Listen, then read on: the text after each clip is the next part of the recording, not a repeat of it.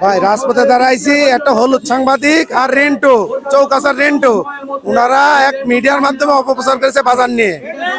আপনার বাজার নিয়ে অপপ্রচার এটাই 5 টাকা 3 টাকা 2 টাকা কমিশন হাটদার খায়।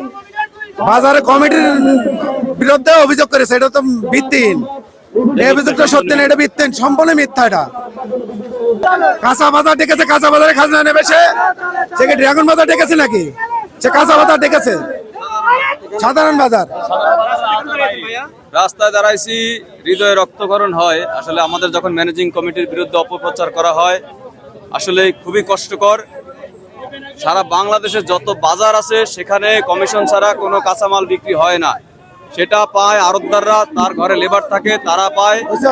সকল আড়তদাররা ইনকামটা করে। কিন্তু যখন ম্যানেজিং কমিটির বিরুদ্ধে অপপ্রচার দেওয়া হয়, সেটা আসলেই ঠিক না। আমরা চাই এই ভুয়া সাংবাদিক, ইউটিউবার, দেলোয়ারের বিরুদ্ধে কঠোর শাস্তি হোক।